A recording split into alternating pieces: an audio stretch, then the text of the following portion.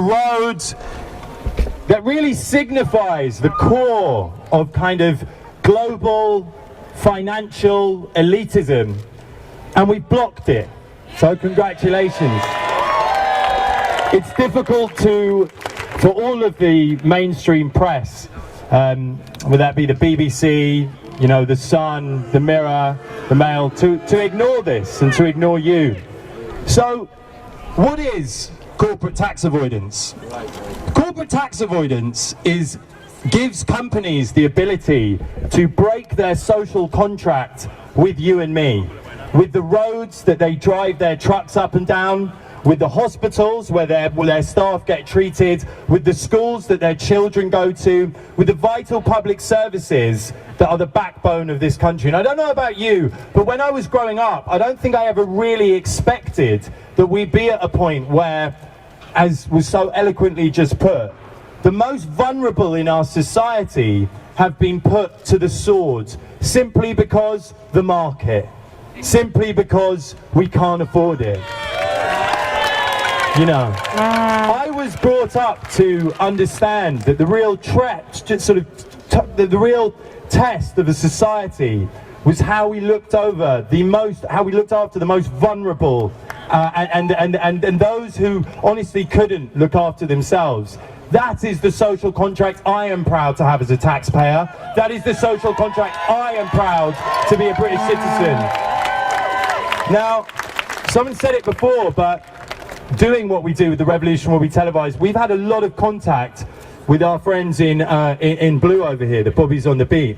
Now, you probably know this, but just to remind you, they have been told in a plan that's called 20-20-20 that with a 20% cut in policing and cutting their wages, with 20% less police on the beat, they have to be 20% more efficient. Isn't that right, officer? Yeah, it is. Yeah. Yeah, and they're not too happy about it. So don't think that they're not with us. Because they are. Look, they're all smiling. They're all smiling. You know, I had a guy come up to me yesterday, or even earlier, being like, I love that Million Mask March thing. I'm so pleased you're doing this stuff. And they're so happy that we're advocating for them. Don't make them your enemy. They are your friend. So, just to really quickly break this down, there's a big march next weekend. We have a situation where hospice workers and those who look after people who are physically disabled are having their hourly rates cut because the government and the companies that they employ are not prepared to pay them as they drive from job to job. Does that sound right to you?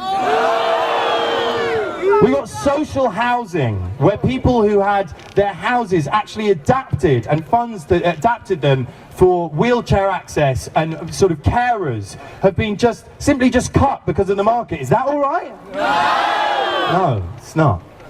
We've got a situation with a refugee crisis where we're now being told that these humans simply have to go back. Totally shaming the past of the Holocaust showed us quite clearly that everyone is human, that everyone deserves an opportunity for a better life. We've got a reality that, you know, we made a film about 2 days ago with the junior doctors. People who, as far as I'm concerned, are the sort of undoubtedly the angels that walk among us. These people who have decided with their vast intelligence to put their time and energies into social capital and looking after others rather than private capital and looking after their own bank accounts. And we will support them.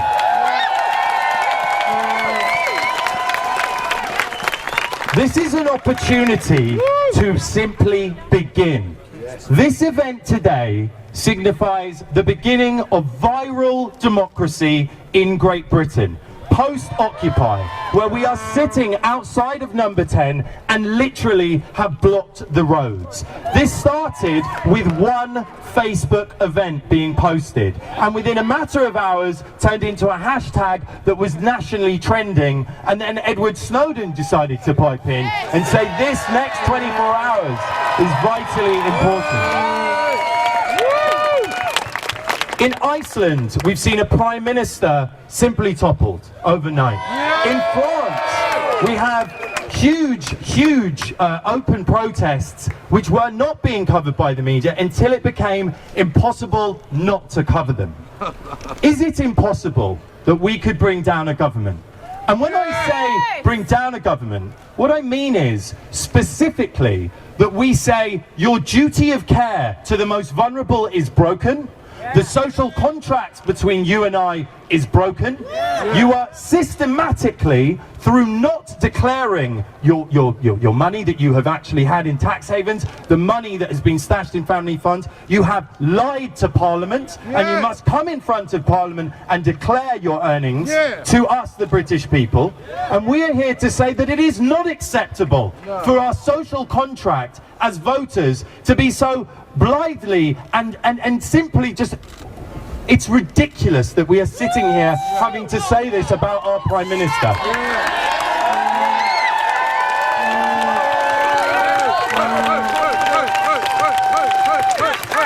We now have a chance, a moment where the pieces are in flux, where they aren't quite sure how big this could become.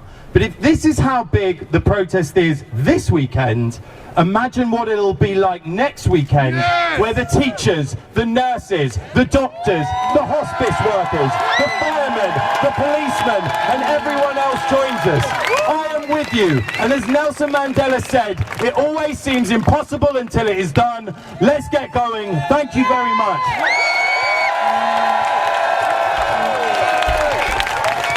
Wow.